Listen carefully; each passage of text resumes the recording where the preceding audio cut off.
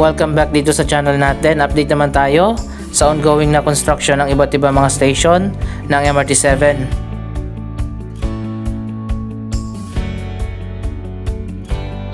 Andito na tayo sa may entrance papasok ng UP. At dito nga sa kabila, tinatayo ngayon ang University Avenue Station. Wow, finally, after ng ilang years, nakikita na natin ang above ground structure ng University Avenue Station.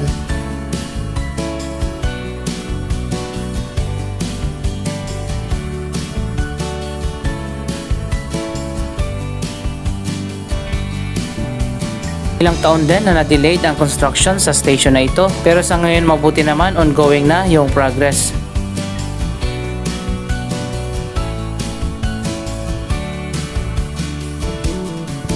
Ang main station building kasi nito ay nasa underground, parang katulad din sa Quezon City Memorial Circle Station. Ito lang yung makikita natin na above ground structure. By the way, dalawa lang yung underground station ng MRT-7.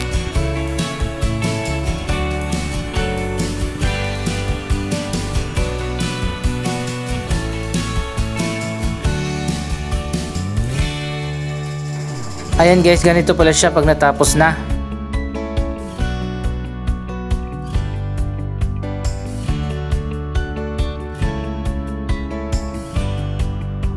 So ayan guys, finally, ongoing na rin yung progress ng University Avenue Station.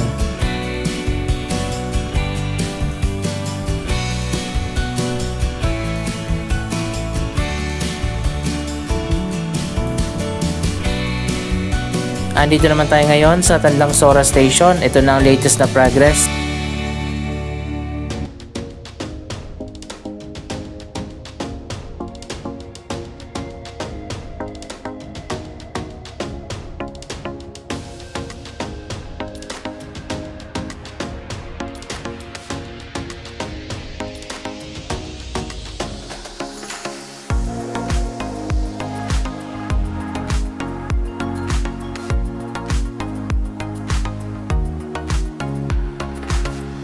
Ayan, makikita naman natin, meron ng ramp dito sa gilid.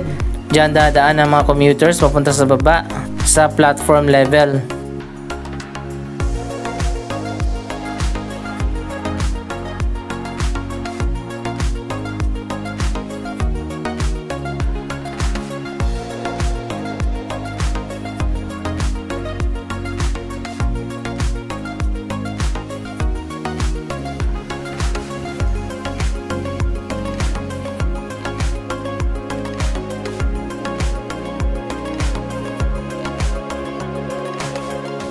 May hagdanan na rin dito sa dulo, nadaanan din ng mga commuters papunta sa baba.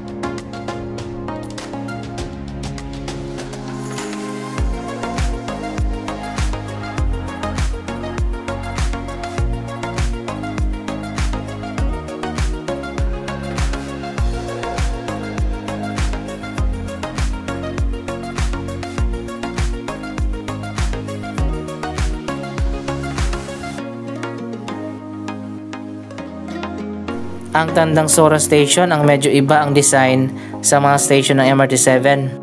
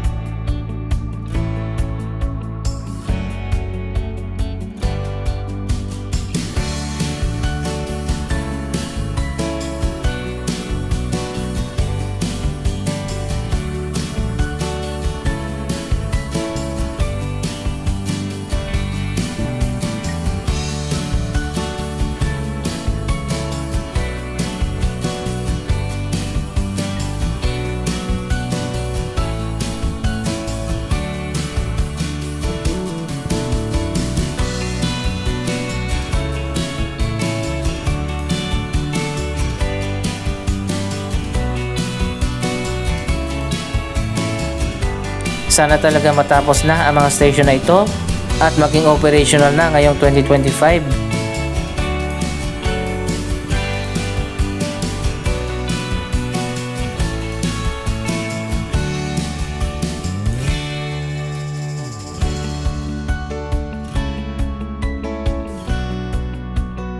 Ito naman yung hagdanan dito sa kabilang side na i-connect pa dyan sa station.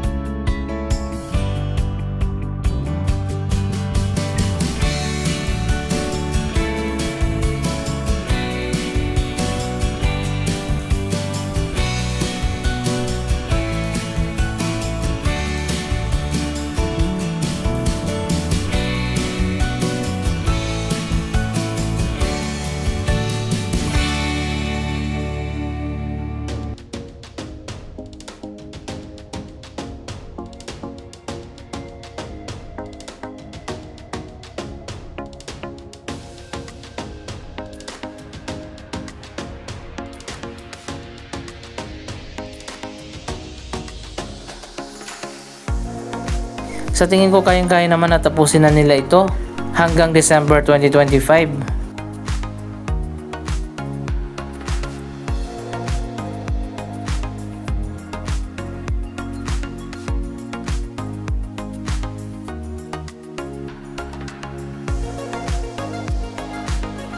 Andito naman tayo sa Don Antonio Station. Ito talagang station na malapit nang matapos.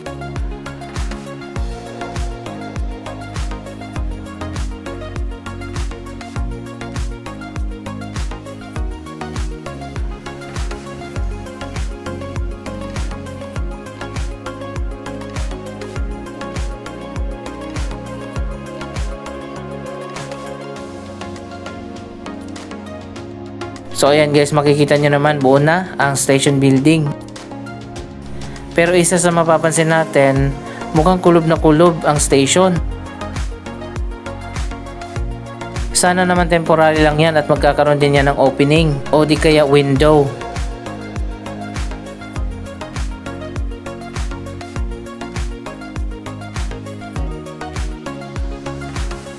Abangan natin kapag naging operational na ang Don Antonio Station.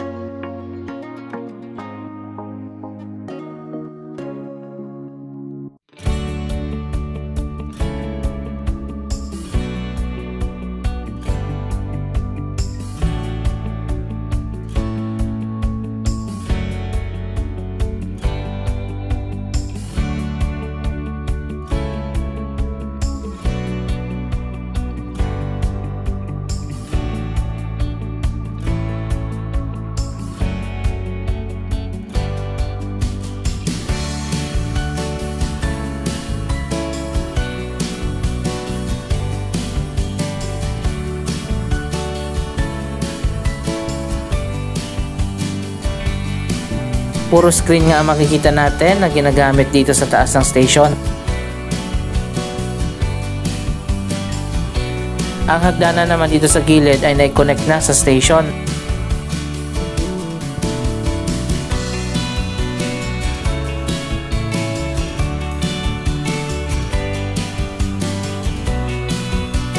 Ito naman yung kabilang side ng Don Antonio Station.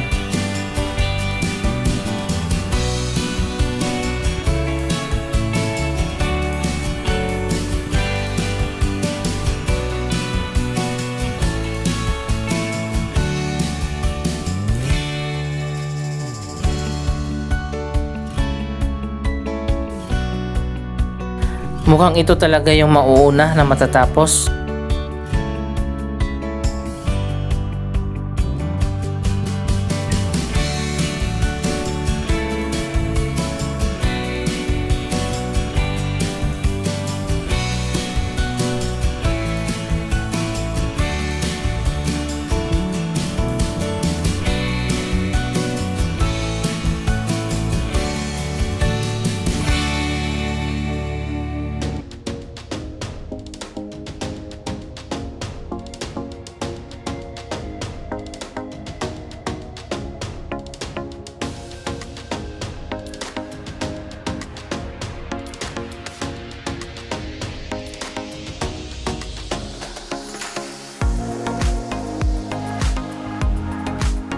Sa bagay kung screen ang gagamitin nila dyan sa taas ng station, papasok din ang liwanag at mahangin.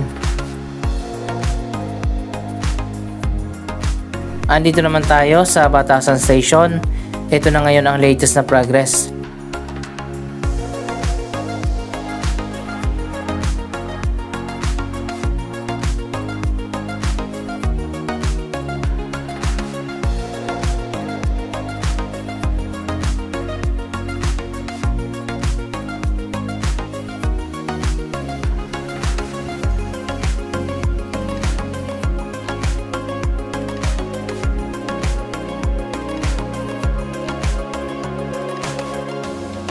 Medyo bumilis din ang progress ng station na ito at nakahabol na sa iba pang mga station.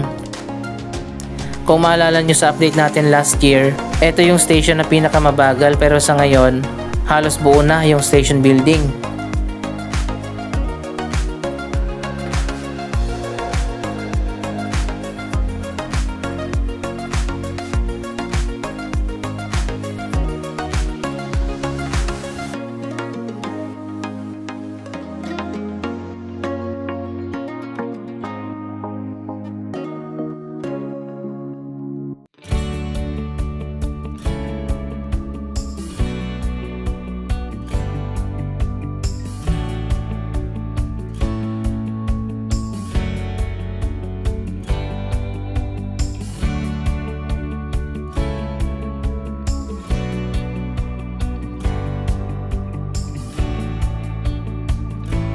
May mga hagdanan na rin sa gitna, pati dito sa kabilang side at sa gilid.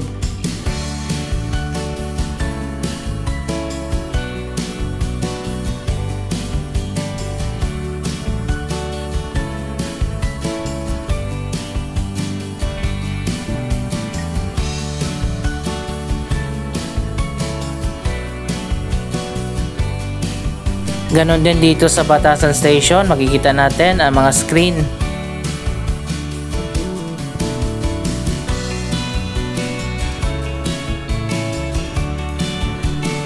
Sana nga temporary lang yan at kapag natapos na tatanggalin na yan at papalitan ng glass window.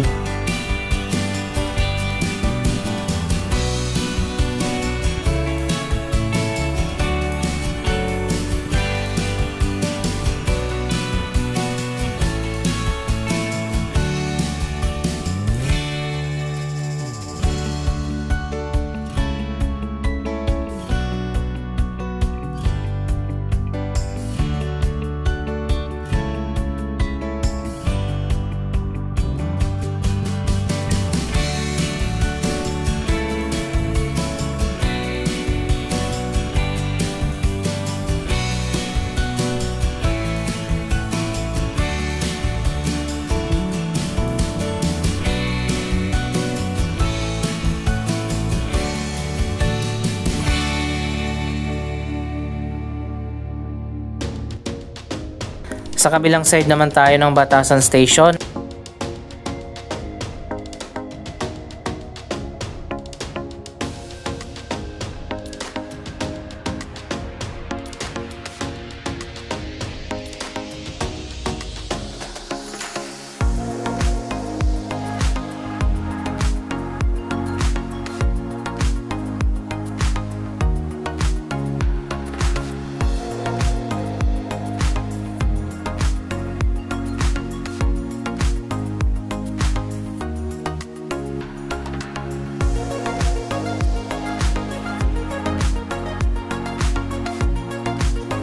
Ang Batasan Station din ang isa sa pinakamalawak na station ng MRT7.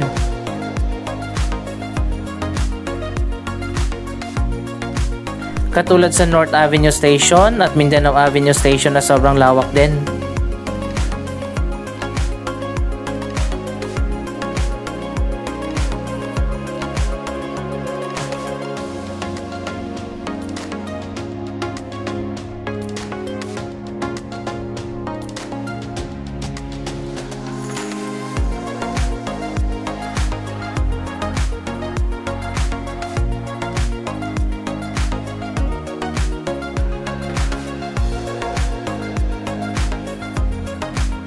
Abangan natin kung matatapos nga ba ang mga station na ito sa nakatakdang deadline.